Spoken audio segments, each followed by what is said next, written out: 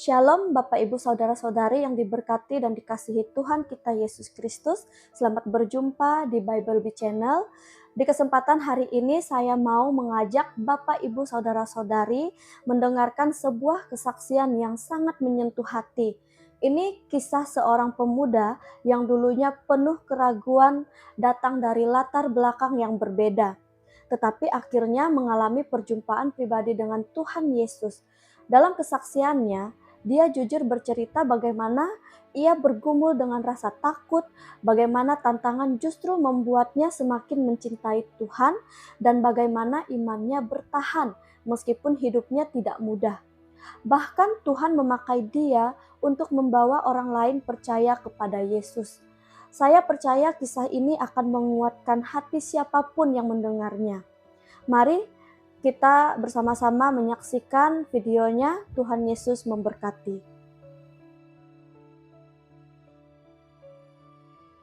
Assalamualaikum warahmatullahi wabarakatuh. Buat saudara-saudara Muslim yang saya cintai dan saya sayangi, dan Shalom Aleichem, Bishem Hamasyah, salam sejahtera dalam Tuhan. Ya, saya yakin saat ini kasih karunia, rahmat serta kesetiaannya senantiasa ada bersama-sama dengan kita. Ya, Amen. tidak lupa juga saya dari Madura. Saya ingin menyampaikan kepada sahabat-sahabat saya, juga saudara-saudara saya, dekat Tantretan Madura, laki bini tua muda soba aja tetap merangkul arangkul setuju areng sareng menciptakan kedamaian. Ya, mungkin pada kesempatan kali ini saya akan menceritakan tentang beberapa tentang pengalaman spiritual saya, bagaimana perjalanan hidup saya sehingga saya menemukan kebenaran yang hakiki di dalam Isa Al-Masih. Dan hal ini merupakan anugerah terbesar yang dikaruniakan Tuhan kepada saya. Ya baik, saya itu orang Madura dari keluarga yang sederhana, dan latar belakang saya adalah Muslim yang fanatik, dan tentunya sangat kental kalau mengenai tentang keislaman. Cukup taat dalam hal yang beribadah, namun kami itu istilahnya sangat alergi ketika kita bertemu dengan orang-orang yang di luar Islam begitu. Jadi kami itu sangat betul-betul membatasi pergaulan kami. Ya, bahkan dulu ketika saya masih sekolah, orang tua saya itu sangat melarang saya bergaul dengan orang-orang yang tidak seiman dengan saya. Ya, kami sebutlah orang Kristen gitu. Ketika saya masih sekolah, itu orang tua saya sengaja menempatkan saya di pondok pesantren. Saya sekolah di pondok pesantren selama 7 tahun. Saya di pondok pesantren. Kedua orang tua saya itu sengaja menempatkan saya di pondok pesantren karena di dalam pesantren itu yang diutamakan adalah ilmu agama. Ya, harapan kedua orang tua saya menempatkan saya di pesantren agar saya lebih serius mempelajari ilmu agama Islam dan semakin taat dalam hal yang beribadah. Saya mematuhi kedua orang tua saya, akhirnya saya mempunyai kemauan juga untuk belajar ilmu agama. Saya berpikir dengan adanya di pesantren mungkin saya akan lebih tahu, akan lebih mengerti apa itu agama Islam. Ketika di pondok pesantren, saya mulai jadi santri, pengurus pesantren, hingga menjadi ustadz. Saya mengajar di pesantren. Semua itu saya sudah pernah rasakan. Di dalam pesantren, saya juga banyak belajar mengenai kitab suci Al-Quran dan juga kitab-kitab lainnya. Setelah tamat sekolah di pesantren, saya melanjutkan ke perguruan tinggi. Saya belajar program studi keagamaan. Di dalam ketika saya masih kuliah itu, saya bertemu dengan seorang teman, ya teman muslim juga. Namun beliau itu sudah percaya kepada Isa Al-Masih. Beliau itu berkata kepada saya, kamu mau nggak membaca kitab Injil? Ini saya punya. Apa kamu mau belajar kitab Injil? Awalnya ya saya sangat menolak karena keislaman saya waktu itu masih ya, begitu kental lah. Istilahnya saya baru keluar dari pesantren langsung ditawarkan kitab Injil. Ya saya langsung menolak. Tapi setelah saya pikir-pikir beberapa hari itu rasanya tidak ada salahnya jikalau saya mencoba untuk mempelajari, untuk belajar karena ya mungkin hal itu juga bisa membawa saya pada hal yang lebih baik. Saya mencoba untuk mengambil kitab itu dari teman saya. Saya coba membaca ya sedikit demi sedikit. Namun ya maklumlah saya masih baru memegang kitab itu dan kitab itu sangat asing bagi saya. Saya masih kurang tertarik dengan isinya karena bagi saya kurang penting gitu karena pedoman saya kan dari dulu adalah Al-Qur'an seperti itu. Ya, setelah itu saya bosan membacanya, kemudian saya taruh di dalam lemari saya. Saya bertanya pada diri saya sendiri, kenapa saya mau membaca ini? Padahal seketika saya masih mondok, saya itu sangat tidak diperbolehkan membaca ini karena takut sesat begitu. Namun ketika itu, keesokan harinya, saya menghampiri teman saya. Saya mengajak diskusi teman saya. Setelah itu ya teman saya menceritakan tentang siapa itu Isa. Karena saya akan bertanya di kitab Injil itu, kok di sini Isa itu dianggap sebagai Tuhan, kenapa gitu. Jadi teman saya itu bercerita kepada saya. Ya memberi istilahnya lah memberi pengertian kepada saya. Namun saya tidak percaya gitu. Karena Isa itu hanyalah sekedar nabi. Mana mungkin manusia itu bisa dianggap sebagai Tuhan. Sangat tidak masuk akal sama sekali begitu.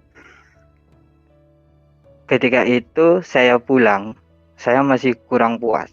Saya mencoba untuk membaca kitab itu lagi. Namun setelah baca-baca, ya karena saya juga tidak mengerti isinya, meskipun saya baca itu saya tidak mengerti arah dan tujuan kitab itu. Setelah itu saya mencoba untuk mencari-cari ayat itu, saya juga baca dari depan, ya sedikit-sedikit saya baca. Namun rasa bosan itu datang kepada saya lagi. Akhirnya saya memutuskan pada saat itu. Ya memang sebelumnya teman saya juga sudah pernah menjelaskan kepada saya bahwasanya kalau kamu sering membaca ini, nanti Tuhan akan membimbing kamu. Kamu bisa percaya nantinya. Ya saya tidak percaya dengan hal itu. Akhirnya pada saat itu saya berjanji bahwasanya saya tidak akan pernah membaca kitab ini lagi. Saya sudah kuat dengan iman saya, dengan keislaman saya. Saya tidak mungkin membaca kitab seperti ini. Akhirnya saya taruh kitab itu di lemari saya. Setelah itu waktunya cukup malam, sekitar jam 1:30 malam itu, jam 1:30 dini hari, saya mencoba untuk tidur. Tidak lama kemudian setelah saya terlelap, kemudian saya bermimpi seperti mimpi, namun rasanya itu setengah sadar bagi saya. Saya seperti apa ya istilahnya, didatangi seseorang, namun wajahnya itu sangat bersinar dan orang itu membawa Alkitab itu. Kemudian orang itu menghampiri saya. Orang itu menghampiri saya memukulkan Alkitab itu kepada jidat saya. Saya kaget. Saya terbangun, saya gerah, tubuh saya itu seperti orang baru mandi. Celana dan baju saya itu basah semua. Saya bangun dari tempat tidur, lalu saya lihat Alkitab di lemari saya. Ternyata kitab itu masih ada di tempatnya. Pada saat itulah saya sepenuhnya tanpa ada keraguan dalam hati saya. Saya percaya Isa itu adalah Tuhan dan Juru Selamat saya. Dan bagi semua umat manusia. Karena di dalam mimpi saya itu, ya mau dibilang mimpi juga bagaimana, soalnya saya setengah sadar. Di dalam mimpi saya itu, orang itu berkata kepada saya dengan memegang kitab itu, memukulkan kepala saya, dia berkata, "Kenapa kamu masih ragu-ragu? Kamu sudah terima kebenaran. Inilah kebenaran yang sebenarnya. Kamu sudah terima. Kenapa kamu masih dalam keraguan?" Disitulah saya menanamkan iman saya kepada Isa Al-Masih. Saya percaya kepada Isa Al-Masih. Saat itu juga saya tanggalkan iman saya dan saya rajin membaca Alkitab pada saat itu. Namun ketika beberapa hari saya terima, ya dengan penuh semangat, dengan kasih yang mula-mula masih berkobar-kobar dalam hati saya greget. Saya tidak ingin hanya saya yang menerima keselamatan ini. Saya ingin semua orang juga mendapatkan keselamatan ini yang telah Tuhan berikan secara cuma-cuma kepada kita. Akhirnya saya ingin mencoba untuk meningkatkan keimanan saya. Saya ingin fokus dengan keimanan saya. Saya banyak belajar tentang Injil, namun salahnya saya langsung meninggalkan kebiasaan lama saya selagi saya masih di Muslim.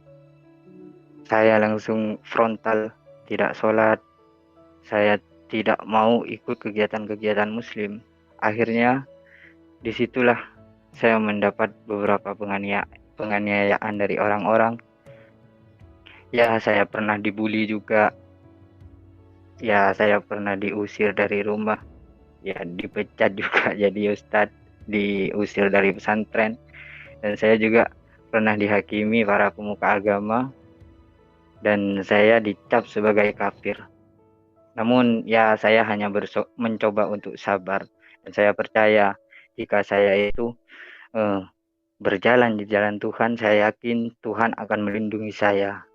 Sebab kasih setianya itu akan terus bersama-sama kita yang setia kepadanya. Ya mungkin hanya sedikit yang bisa saya sampaikan tentang pengalaman saya. Ya sepenuhnya saya akan serahkan kembali kepada. Baik, kalau mengenai mukjizat yang sangat meneguhkan saya, justru apa ya?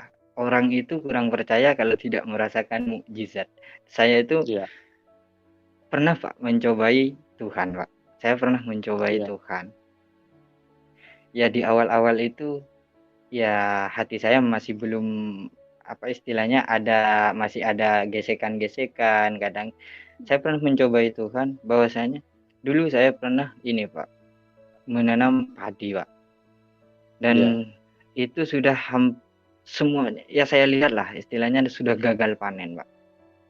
Di situ saya berdoa kepada Tuhan. Ya Tuhan, aku berserah kepadamu. Sungguhnya kepadamu aku pasrah. Jika engkau menggagalkan panen hamba sudah pasrah. Namun hamba percaya barang siapa yang meminta dia akan diberikan dan siapa yang mencari dia akan mendapatkan. Saya membaca kitab itu saya ulang-ulang, saya jadikan bacaan di Alkitab itu jadi doa saya. Tapi kenapa? Ketika sudah mau panen, Tuhan melimpahkan, malah jadi 2 kali. Tadi itu jadi 2 kali. Padahal saya lihat itu sudah saya prediksi sudah gagal panen. Namun ketika saya berdoa di dalam Tuhan, Tuhan memberi kemudahan. Ketika saya menggantungkan diri saya sepenuhnya kepada Tuhan, menomorsatukan Tuhan, Tuhan memudahkan saya. Dan ada lagi yang sangat meneguhkan saya tidak apa ya istilahnya, dulu itu kan saya punya teman itu dia itu tukang ruqyah Pak. Jadi kalau ada orang kesurupan itu dia yang ruqyah itu dia Pandai. gitu Pak. Iya, jadi saya datang ke rumahnya itu untuk berkunjung, ya istilahnya main-main gitu. Ya sampai di rumahnya tidak bertemu dengan teman saya ini. Saya tanya kepada orang tuanya, ternyata dia itu masih mengobati orang yang kerasukan gitu. Kebetulan di dekat rumahnya juga. Akhirnya saya nyamperin dia gitu Pak, nyamperin teman saya ini. Ya beliau juga ustadz juga, teman saya waktu di pesantren dulu. Ya saya datang ke tempat orang yang diobati itu. Teman saya sedang berdoa gitu ya, berdoa lah versi ruqyah di muslim lah gitu Pak. Ya teman saya mendoakan, tapi tetap dia itu yang kerasukan itu tetap bontang-banting ya, istilahnya lah dia balik kiri tetap ngamuk. Saya minta izin kepada teman saya, bagaimana kalau saya yang mencoba untuk mendoakan. Namun ya doa saya berbeda dengan kamu, saya bilang begitu Pak. Ya saya juga minta izin kepada keluarganya yang kerasukan, Pak, Bu, kalau diizinkan saya ingin mendoakan anak panjenengan. Saya akan mencoba berusaha mendoakan, siapa tahu Tuhan saya mengizinkan untuk menyembuhkan anak bapak dan ibu. Ya, tuan rumahnya itu mengizinkan. Akhirnya saya langsung berdoa. Awalnya saya itu berdoa, ya doa Bapa kami dalam bahasa Arab. Saya berdoa meminta kepada Tuhan. Saya mencoba mengusir setan itu di dalam nama Isa Al-Masih. 1 menit orang itu langsung sembuh, orang itu langsung makan, dia langsung tidak kerasukan. Orang tuanya itu langsung bilang terima kasih. Teman saya yang ustadz ini bertanya kepada saya, dari mana kamu dapat doa itu? Ya saya cuma menjawab, saya dapat dari Injil. Saya berdoa kepada Isa Al-Masih karena bagi saya ini adalah kebenaran yang hakiki bagi saya. Ini sudah mutlak kebenaran yang sangat benar bagi saya. Jadi saya sudah tidak meragukan lagi. Akhirnya teman saya ini yang ustadz, dia juga mau belajar kepada saya. Saya sampaikan juga kepada dia. Ya sampai sekarang ya dia juga sudah seiman. Alhamdulillah sudah seiman dengan saya Pak. A'udzu billahi minasyaitonir rajim. Bismillahirrahmanirrahim. Alif lam mim. Tanzilul kitabu la raiba fihi min rabbil alamin. الذين يؤمنون بالغيب ويقيمون الصلاة ومما رزقناهم ينفقون بسم الله الرحمن الرحيم الله لا إله إلا هو الحي القيوم لا تأخذه سنة ولا نوم له ما في السماوات وما في الأرض من ذا الذي يشفع عنده إلا بإذنه يعلم ما بينهما في 6 أيام. Saudara-saudari yang dikasihi Tuhan, kesaksian yang baru saja kita dengar adalah pengingat bahwa perjalanan iman setiap orang memiliki prosesnya sendiri.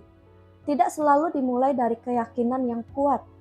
Kadang dimulai dari keraguan, pencarian, bahkan pergumulan yang menyakitkan.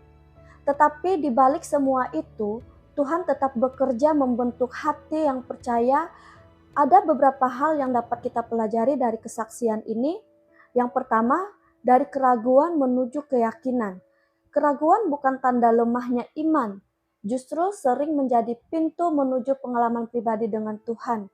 Sama seperti murid-murid yang pernah ketakutan dan ragu, Tuhan tidak menolak mereka. Ia justru mendekat dan meneguhkan mereka. Tuhan sanggup memakai keraguan untuk membawa seseorang mengenal Dia secara pribadi. Yang kedua, mengasihi Tuhan lewat tantangan. Ada masa di mana seorang belajar mencintai Tuhan melalui tantangan. Justru ketika dunia mengucilkan, Tuhan memperluas hati kita untuk lebih mengerti kasih Tuhan. Pemuda yang bersaksi ini menemukan bahwa kasih Tuhan nyata bukan hanya di dalam ketika kita mengalami musim damai, tetapi terutama di saat banyak penolakan. Melalui kesaksian ini kita belajar bahwa tantangan seringkali menjadi ruang bagi Tuhan menunjukkan betapa besar kasih dan kesetiaannya kepada kita. Yang ketiga, tetap beriman di tengah cobaan. Iman sejati bukan hanya terlihat ketika semuanya mudah, tetapi ketika seseorang memilih tetap percaya saat kehidupannya diuji. Kesaksian tadi menunjukkan bahwa Roh Kudus bekerja meneguhkan hati, memampukan seseorang melangkah walaupun jalannya tidak mudah. Dan melalui ketekunan itu, iman menjadi semakin kuat, semakin matang, dan semakin memuliakan Kristus. Dan yang terakhir, hidup yang dipakai Tuhan menjadi saksi. Nah, salah satu bagian yang paling penting dan salah satu bagian yang paling indah dari kesaksiannya ini adalah iman itu tidak berhenti dalam dirinya.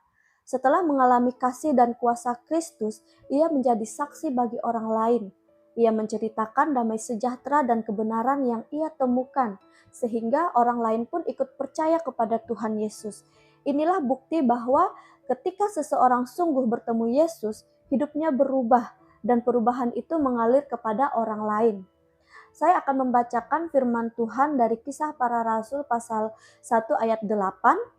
Tetapi kamu akan menerima kuasa kalau Roh Kudus turun ke atas kamu, dan kamu akan menjadi saksiku di Yerusalem dan di seluruh Yudea dan Samaria dan sampai ke ujung-ujung bumi. Dan Tuhan memakai kesaksian itu seperti terang yang tidak dapat disembunyikan. Bapak, Ibu, Saudara-saudari yang dikasihi Tuhan, kesaksian itu mengingatkan kita bahwa Tuhan Yesus sanggup mengubah hati siapa saja. Ia memimpin setiap perjalanan iman, bahkan ketika seseorang berada di tengah keraguan, perjuangan, dan pencobaan. Biarlah kesaksian ini meneguhkan kita juga. Pertama, Tuhan menerima kita bahwa ketika kita masih ragu, dan ingat bahwa Tuhan menguatkan kita ketika kita menghadapi tantangan, dan Tuhan meneguhkan kita di dalam pencobaan, dan Tuhan dapat memakai hidup kita menjadi kesaksian bagi banyak orang. Saya akan membacakan satu ayat firman Tuhan peneguhan untuk kita semua dari 2 Timotius pasal 1 ayat 12. Itulah sebabnya aku menderita semuanya ini, tetapi aku tidak malu, karena aku tahu kepada siapa aku percaya, dan aku yakin bahwa Dia berkuasa memeliharakan apa yang telah dipercayakannya kepadaku hingga pada hari Tuhan. 2 Timotius pasal 1 ayat 12 ini mengajarkan bahwa sekalipun kita menghadapi penderitaan, tantangan, atau penolakan karena iman, kita tidak perlu takut dan malu. Kita dapat tetap teguh karena kita mengenal siapa yang kita percayai, yaitu Tuhan Yesus Kristus yang setia. Dia berkuasa menjaga hidup, iman, dan panggilan kita sampai akhir. Keyakinan kepada Kristus memberi kita keberanian untuk tetap setia dalam segala keadaan. Kiranya kesaksian ini membangkitkan iman kita dan mengingatkan bahwa setiap orang yang bertemu Yesus dipanggil untuk bersinar dan membawa jiwa-jiwa kepada Tuhan Yesus. Sekian untuk video hari ini. Sampai berjumpa di video selanjutnya. Tuhan Yesus memberkati kita semua. Shalom.